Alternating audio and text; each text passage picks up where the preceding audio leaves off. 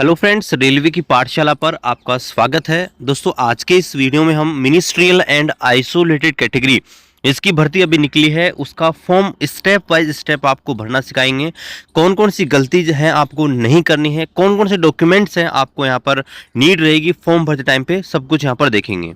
तो चलिए शुरू करते हैं आज के इस वीडियो को। उससे पहले आपसे निवेदन है, आप हमारे इस चैनल पर नए हैं, चैनल को सब्सक्राइब करके बेल आइकन को ऑन कर दीजिएगा। तो यहाँ पर देखिए, ये वेबसाइट है rrbapply.gov.in। वीडियो डिस्क्रिप्शन पे भी आपको इसका लिंक मिल जाएगा, डायरेक्टली आप गूगल पे सर्च करके भी यहाँ पर आ सकते हैं। इस वेबसाइट के द्वारा ही रेलवे की जो भर्ती आती है उनके फॉर्म यहाँ पर भरे जाते हैं। तो यहाँ पर आप आएंगे तो आपको अप्लाई का जो ऑप्शन है इस पर आप क्लिक करना है। इस पर क्लिक करने के बाद आपको क्रिएट एन अकाउंट और ऑलरेडी हैव एन अकाउंट पे क्लिक करना पड़ेगा। देखिए, अगर आपने 2024 के अंदर जो रेलवे में अलग अलग भर्ती निकली, चाहे एएलपी हो, टेक्नीशियन हो, जेई हो, आरपीएफ की हो, तो अगर उस समय फॉर्म भरा है तो आपको ऑलरेडी हैव एन अकाउंट पे क्लिक करना है। यानी जो पहले का अकाउंट बना है उससे दोस्तों आप लॉगिन कर सकते हैं। लेकिन अगर आप पहली बार रेलवे का फॉर्म भर रहे हैं तो आपको क्रिएट एन अकाउंट पे क्लिक करना है। क्रिएट एन अकाउंट पे क्लिक करने देख पहले यहाँ लिखा भी आ रहा है कि अगर आपने 2024 की कोई भर्ती का फॉर्म भरा है तो आपको अकाउंट क्रिएट करने की जरूरत नहीं है। तो अकाउंट क्रिएट करने के लिए मैं आपको प्रोसेस बताता हूँ इन शॉर्ट में। यहाँ पर देखिए, आपको नेशनलिटी सेलेक्ट कर लेनी है। इसके बाद आपका नाम डालना है, डेट ऑफ बर्थ डालनी है, जेंडर डालना है, फादर नेम डालना है, मदर नेम डालना है, मोबाइल नंबर, ईमेल डालना है और आपका आधार वेरिफिकेशन करना है। एक पासवर्ड आपको सेट कर लेना है और उसको ध्यान रखना है।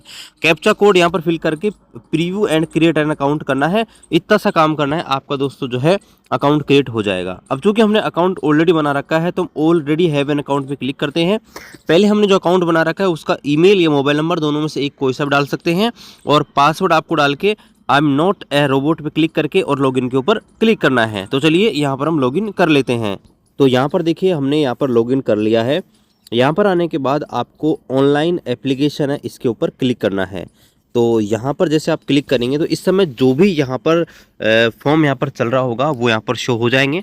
तो यहाँ पर हम आते हैं तो यहाँ पर देखिए, करंटली यहाँ पर एक यहाँ पर शो हो रहा है जो कि है मिनिस्ट्रियल एंड आइसोलेटेड कैटेगरी। और यहाँ पर आप देख सकते हैं 7 जनवरी से लेकर 6 फरवरी तक आप 200 फॉर्म अप्लाई कर सकते हैं। तो यहाँ पर देखिए, आपको आरआरबी चूज़ करना है, जिस भी आरआरबी से दोस्तों आप अप्लाई करना चाहते हैं। तो यहाँ पर देखिए, मैं यहाँ पर आरआरबी चेन्नई यहाँ पर सेलेक्ट कर लेता हूँ और आई एम नॉट करेंटली डेबर्ड इस पर क्लिक करना है। आप जिस भी आरआरबी से फॉर्म फिल करना चाहते हैं, आपकी इच्छा है, आप उसके अनुसार यहाँ पर आरआरबी चूज़ करें और नेक्स्ट के ऊपर क्लिक करना है। ठीक है। अब यहाँ पर देखिए, हमने पहले एक फॉर्म फिल कर रखा है तो वहाँ से इसने कुछ यहाँ पर डाटा यहाँ पर ले लिया है। आपका जो फॉर्म है दोस्तों 5 स्टेप में यहाँ पर भरा जाएगा, जिसमें देखिए पर्सनल डिटेल है, उसके बाद अदर डिटेल है, उसके बाद education qualification, upload profile photo and document और लास्ट में है पोस्ट प्रीफरेंस, जो भी आपकी एजुकेशन क्वालिफिकेशन है उसके आधार पर। तो यहाँ पर देखिए, सबसे पहले हम आते हैं पर्सनल डिटेल के ऊपर। तो यहाँ पर देखिए, इसने क्या है कि ऑटोमेटिकली हमारी जो डिटेल्स हैं वो यहाँ पर पहले हमने जो फॉर्म भरा है वहाँ से दोस्तों ऑटोमेटिकली यहाँ पर ले ली है। जिसमें आप देखेंगे जैसे कंट्री आ गई है, डेट ऑफ बर्थ आ गया है, एज कैलकुलेट कर दी है। ये दोस्तों आपने जो अकाउंट क्रिएट किया है ना, वहाँ से ऑटोमेटिकली ये डिटेल यहाँ पर सारी की सारी आ चुकी हैं। और यहाँ पर आप देखेंगे तो यहाँ पर आप देखिए, जैसे ये आप मेरिटल स्टेटस आप डाल सकते हैं। आपका क्या है, रीजन आप हिंदू, मुस्लिम, सिख जिससे बिलोंग करते हैं वो आप डाल दीजिएगा। यहाँ पर आप मदर टंग, आपकी मातृभाषा क्या है वो आप डाल दीजिएगा। ये बहुत ही इंपॉर्टेंट है, choice of language for examination, यानी कि आपको किस लैंग्वेज के अंदर एग्जाम देनी है। देखिए, बाय डिफ़ॉल्ट आपका इंग्लिश होता है, इंग्लिश में आपका पेपर खुलेगा, लेकिन इंग्लिश के साथ कौन सा आपका लैंग्वेज रहेगा उसके लिए आपको चूज़ करना है। तो अगर आप यहाँ पर हिंदी चूज़ करते हैं लैंग्वेज में, तो आपका जो पेपर होगा हिंदी और इंग्लिश दोनों में ओपन होगा। तो जिस भी भाषा में आप एग्ज़ाम देना चाहते हैं वो यहाँ पर सेलेक्ट कर सकते हैं। इसके अलावा यहाँ पर देखिए, परमानेंट विजुअल मार्क, ये भी बहुत इंपॉर्टेंट है, क्योंकि जब आपका मेडिकल होगा तो इस समय यहाँ पर चेक किया जाता है आपकी बॉडी के ऐसे कोई से भी 2 निशान, जैसे कोई चोट का निशान हो गया, परमानेंट ध्यान रखना, जिसे हटाए नहीं जा सकते। तो जैसे तिल पॉइंट होते हैं वो क्या रिमूव हो जाते हैं लेजर वगैरह से, लेकिन जो इंजरी के मार्क्स होते हैं, ठीक है, वो दोस्तों हटते नहीं है। तो ऐसे में आपको आइडेंटिफाई करना है आपकी बॉडी में कहीं ना कहीं चोट का निशान वगैरह होगा, तो कोई से भी 2 निशान आपको यहाँ पर लगा देने हैं। ये करने के बाद नीचे आते हैं और यहाँ पर आप देखेंगे कम्युनिटी डिटेल्स है उनके बारे में पूछ रहा है। यानी कि देखिए, यहाँ पर अलग अलग प्रकार की कम्युनिटी होती है, SC ST EWS OBC, जिससे भी आप बिलोंग करते हैं वो दोस्तों आप सेलेक्ट कर सकते हैं। यहाँ पर देखिए, हमने OBC सेलेक्ट किया है और OBC में पूछ रहा है कि आप OBC नॉन क्रीमी लेयर में आते हो या फिर क्रीमी लेयर में। देखिए, अगर आपके परिवार की जो वार्षिक आय है अगर 8 लाख से ऊपर है तो आप दोस्तों क्रीमी लेयर में आते हैं। क्रीमी लेयर को कोई रिजर्वेशन में बेनिफिट नहीं मिलता है। लेकिन अगर आपके परिवार की इनकम 8 लाख से कम है तो आप नॉन क्रीमी लेयर में आते हो, और उस समय दोस्तों आपको जो है आरक्षण में बेनिफिट मिलता है 27%। साथ ही दोस्तों आपको एज रिलैक्सेशन में बेनिफिट यहाँ पर मिलता है। इसके बाद दोस्तों आपसे पूछा है कि नेम ऑफ द कास्ट, आपकी कास्ट का नाम क्या है। तो देखिए आपका जो कास्ट सर्टिफिकेट है उसमें ही लिखा होता है, वहाँ से आप इसको ढूंढ सकते हो। इसके अलावा आपको जो है यहाँ पर कम्युनिटी सर्टिफिकेट नंबर डालने होंगे, जो आपका कास्ट सर्टिफिकेट है उसमें ऊपर की तरफ आपको मिल जाएंगे। ठीक है, उसके बाद आपका कास्ट सर्टिफिकेट किसने इशू किया है वो आपको सेलेक्ट करना है, किस स्टेट से इशू हुआ है वो आपको डालना रहेगा। एक चीज़ आपको ध्यान रखनी है, कास्ट सर्टिफिकेट जो होना चाहिए, कम्युनिटी सर्टिफिकेट जो होना चाहिए वो दोस्तों आपका सेंट्रल लेवल का होना चाहिए। ठीक है, सेंट्रल गवर्नमेंट का बना होना चाहिए, स्टेट गवर्नमेंट का नहीं चाहिए।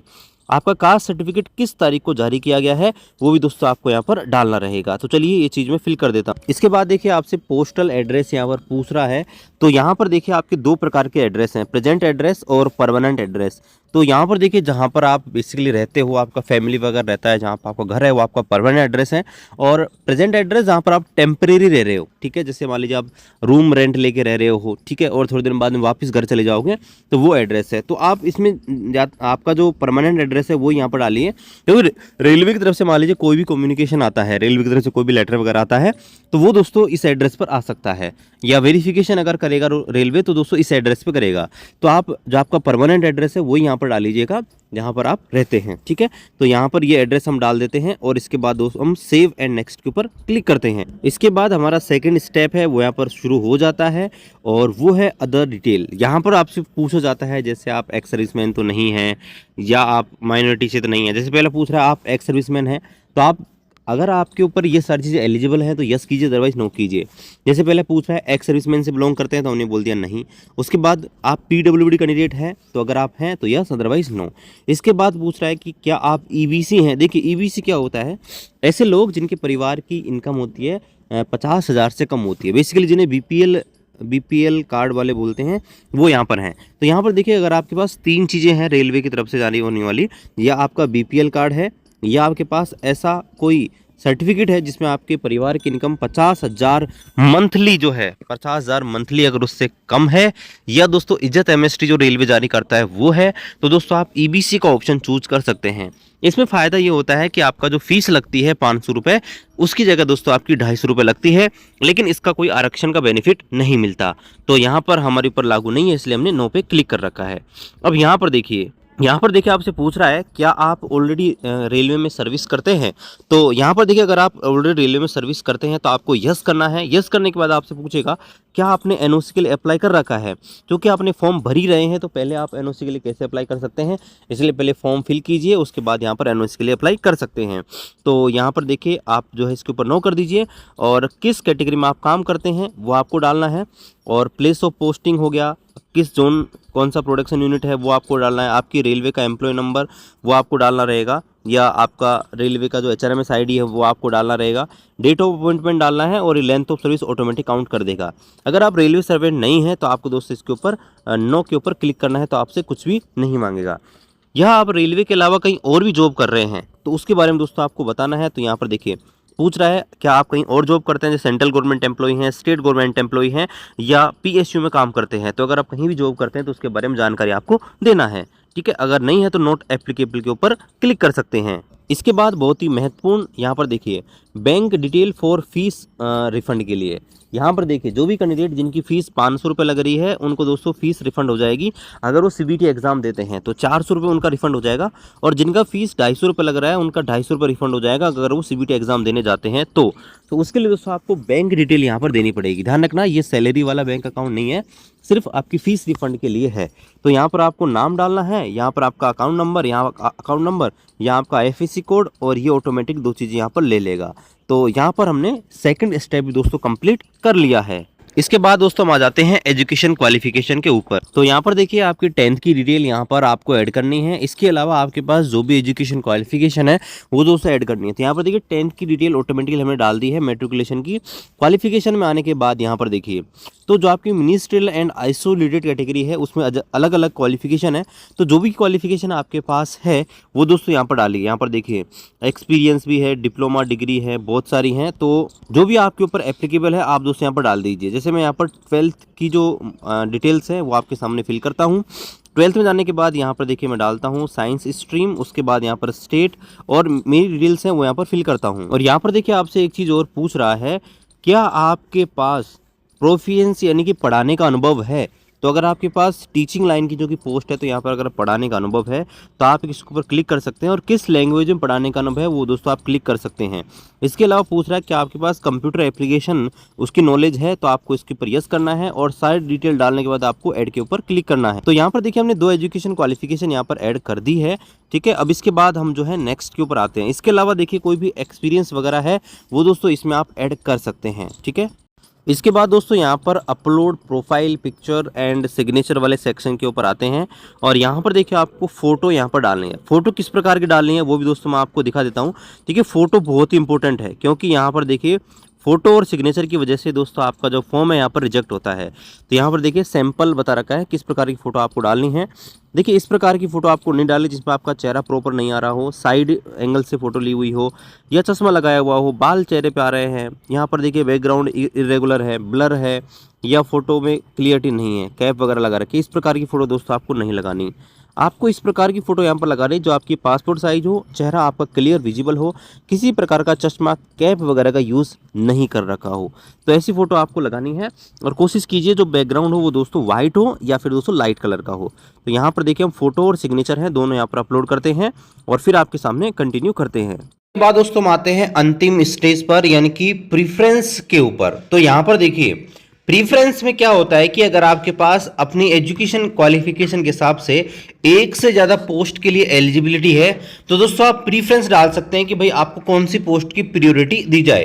तो यहाँ पर देखिए मैं चूंकि 12th PCM कर रखा है, इसलिए सिर्फ मेरे पास एक ही यहाँ पर पोस्ट है जो कि यहाँ पर एलिजिबल है। यहाँ पर आप देखेंगे कैटेगरी नंबर 68 की, जिसमें आप देखेंगे लैब असिस्टेंट ग्रेड 3।